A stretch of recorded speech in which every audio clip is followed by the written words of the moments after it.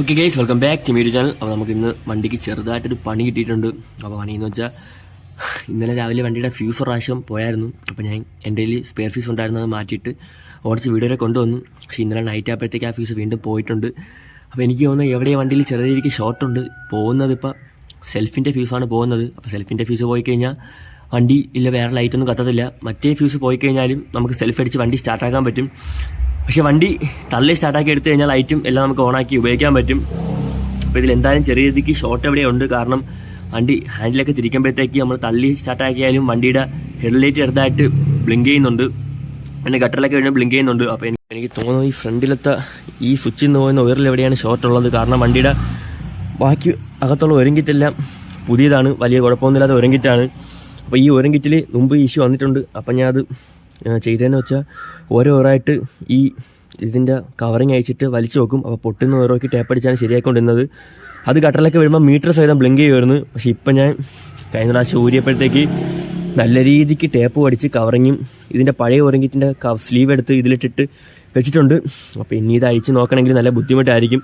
അപ്പോൾ സാധാരണ ഈ കംപ്ലയിൻറ്റ് വരുന്നത് ഈ ഹാൻഡിലിനടുത്ത സ്വിച്ചാണ്. കാരണം നമ്മളിത് അങ്ങോട്ടും എപ്പോഴും വളയ്ക്കുന്നതുകൊണ്ട് തന്നെ ആ ഓരങ്കിലായിരിക്കും കൂടുതൽ കംപ്ലയിൻറ്റ് വരുന്നത്. എനിക്ക് ഇപ്പുറത്തെ സൈഡിലെ സ്വിച്ച് എനിക്ക് ഇതുവരെയും പ്രശ്നമൊന്നും തന്നിട്ടില്ല. എങ്കിലും ഞാൻ പഴയ ഓരങ്കിറ്റിൻ്റെ സ്ലീവ് അഴിച്ച് ഇതിലിട്ട് സെറ്റ് ചെയ്തിട്ടുണ്ട്.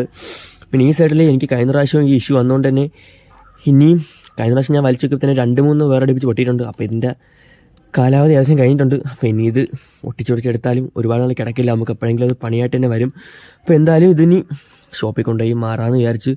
അപ്പോൾ എനിക്ക് തന്നെ ഇതയച്ച് മാറേണ്ട കാര്യമേ ഉള്ളൂ. പക്ഷേ അഥവാ ഇത് മാറിയിട്ട് പ്രോബ്ലം സോൾവ് ആയില്ലെങ്കിൽ ഇത് വാങ്ങിച്ച പൈസ ലോസ് ആവും. അതുകൊണ്ട് എന്തായാലും ഷോറൂമിൽ തന്നെ കൊണ്ടുപോകണം.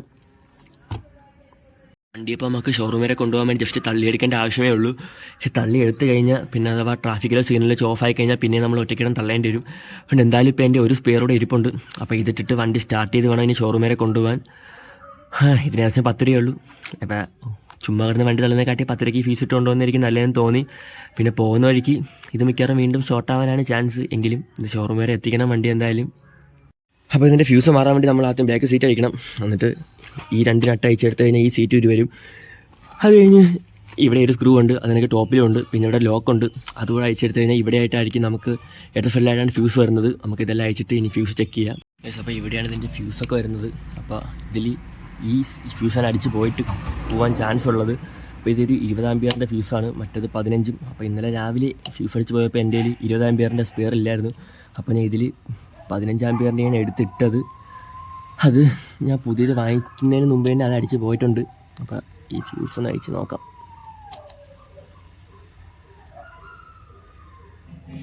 ഫ്യൂസ് കട്ടായിട്ടുണ്ട്. അപ്പോൾ ചിലവരൊക്കെ ഫ്യൂസ് പോയാൽ ഞാൻ കണ്ടിട്ടുണ്ട് ഇതിൽ വല്ല കമ്പിയൊക്കെ വെച്ച് കെട്ടിയിട്ട് ഫ്യൂസ് കെട്ടിയിടുന്നത്. അപ്പോൾ അങ്ങനെയൊന്നും ചെയ്യരുത്. കാരണം ആ കമ്പിയൊക്കെ വെച്ച് കെട്ടിക്കഴിഞ്ഞാൽ ഫ്യൂസ് കറക്റ്റ് സമയത്ത് ഷോർട്ട് വല്ലതും വന്നാൽ പോകത്തില്ല. അപ്പോഴത്തേക്ക് നമ്മളെ വണ്ടിയുടെ ഓരങ്കിറ്റ് മൊത്തം കത്തിപ്പോകാനും വണ്ടി കത്താനൊക്കെ ചാൻസ് ഉണ്ട്. അപ്പോൾ ഈ 10 രൂപ ലാഭിക്കാൻ വേണ്ടി നോക്കി ഓരങ്കിറ്റൊക്കെ മാറണമെങ്കിൽ ഇതിന് തന്നെ ഏകദേശം ഒരു 2000-3000 അടുപ്പിച്ച് റേറ്റ് വരുന്നുണ്ട്. അപ്പോൾ പല വണ്ടിക്കനുസരിച്ച് അതിൻ്റെ റേറ്റ് മാറും. പിന്നെ ഒരിക്കലും നമ്മളിപ്പോൾ ഈ 15 ആമ്പിയർ ഫ്യൂസ് ഇടേണ്ട സ്ഥലത്ത് 20 ആമ്പിയർ ഇടരുത്. കാരണം 20 ആമ്പിയർ വന്നു കഴിഞ്ഞാൽ ആ ഫ്യൂസ് കട്ടാവും. അപ്പോൾ അതൊരു പ്രശ്നമാവും. ഇപ്പോൾ ഈ 20 ആമ്പിയറിൻ്റെ ഫ്യൂസിൽ 15 ഇട്ടാലും പ്രത്യേകിച്ച് നഷ്ടമൊന്നും വരാൻ പോകുന്നില്ല. കാരണം ഈ ചെറിയ കറണ്ട് തന്നെ ഇത് കട്ടാവും. അപ്പോൾ ഇനി പഴയ പുതിയ ഫ്യൂസ് സ്പെയർ ഞാൻ കാണിച്ചു തരാം സൂം ചെയ്ത്. കണ്ട ഇങ്ങനെയാണ് ഇത് കട്ടായിട്ടുള്ളത്, അല്ല ഈ ഫ്യൂസ്. അപ്പോൾ ഇനി പുതിയ ഫ്യൂസ് എടുത്തിടാം. ഇപ്പം പുതിയ ഫ്യൂസ് വാങ്ങിച്ചത് കറക്റ്റ് 20 ആമ്പിയറിൻ്റെ തന്നെ വാങ്ങിച്ചിട്ടുണ്ട്.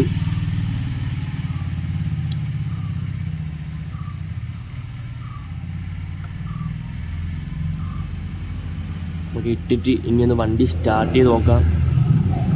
ഇപ്പോൾ വണ്ടി സ്റ്റാർട്ടായിട്ടുണ്ട്. നമുക്കിനി ഇത് ഷോറൂം വരെ എത്തിക്കണം, ബാക്കിയെല്ലാം സെറ്റ് ചെയ്തിട്ട്. അതിനു മുമ്പ് ഈ ഫ്യൂസ് പോകില്ലെന്ന് വിചാരിക്കാം എന്തായാലും.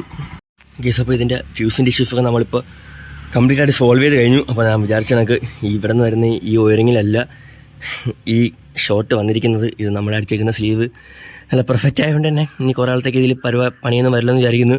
അപ്പോൾ ഇത് നമ്മൾ റൈറ്റ് സൈഡിലോട്ട് തിരിക്കുമ്പോഴായിരുന്നു ഫ്യൂസ് പൊയ്ക്കൊണ്ടിരുന്നത്. സംഭവം ഈ സൈഡിൽ ഒരുങ്ങിയിട്ട് വലിയൊന്നുമല്ല, നമ്മൾ റൈറ്റിലോട്ട് തിരിക്കുമ്പോഴത്തേക്ക് ഈ ലെഫ്റ്റ് സൈഡിൽ ഒരു ഓയറിങ് ഉണ്ടായിരുന്നു. അതിന് ഇൻസുലേഷൻ ടേപ്പ് ഇളവ് കിടക്കിയിരുന്നു. അപ്പോൾ അത് ബോഡി ടച്ച് ചെയ്താണ് ഈ ഫ്യൂസ് പൊയ്ക്കൊണ്ടിരുന്നത്. അപ്പോൾ ഞാൻ ഇന്നലെ ഇത് വാങ്ങിച്ചുകൊണ്ടൊന്ന് മാറാമെന്ന് വിചാരിച്ചതാണ്. അപ്പോൾ വാങ്ങിച്ചുകൊണ്ട് വന്നിരുന്നെങ്കിൽ ഒരു 10-8 രൂപ കയ്യിൽ നിന്ന് ചുമ്മാ പോയേനെ. അപ്പോൾ ഇത് ഞാൻ ഷോറൂമിൽ കൊടുത്താണ് മാറിയത്. അപ്പോൾ എനിക്ക് ഈ രണ്ട് സൈഡിലും 2 നട്ടുണ്ട്, 2 സ്ക്രൂസുണ്ട്. അപ്പുറത്തുണ്ട്. അപ്പോൾ അതിൻ്റെ ത്രെഡ് പോയിരിക്കുന്നു. അതും ബാക്കിൽ 1-2 സ്ക്രൂസ് കൂടെ ഞാൻ മാറിയിട്ടുണ്ട്. അപ്പോൾ അതും പിന്നെ ഈ കിറ്റ് അയച്ചിട്ട് മാത്രമാണ് ഇത് നമുക്ക് കണ്ടുപിടിക്കാൻ പറ്റിയത്. അപ്പോൾ എനിക്ക് മൊത്തം ലേബർ ഇൻക്ലൂഡിങ് ഈ സ്ക്രൂസിൻ്റെ എല്ലാം കൂടെ 184 രൂപ ആയിട്ടുള്ളൂ. പിന്നെ ഫ്യൂസ് ഞാൻ പുറത്തുനിന്നാണ് വാങ്ങിച്ചത്. അത് 2 കൂടി എനിക്കൊരു 20 രൂപയായി. ഒരു 20 വാൾട്ടിൻ്റെയും ഒരു 15 വാൾട്ടിൻ്റെയാണ് വാങ്ങിച്ചത്.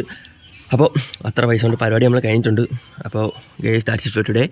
അപ്പോൾ ഇതേപോലത്തെ കൂടുതൽ വീഡിയോസിനായി ചാനൽ ഒന്ന് സബ്സ്ക്രൈബ് ചെയ്തേക്കും.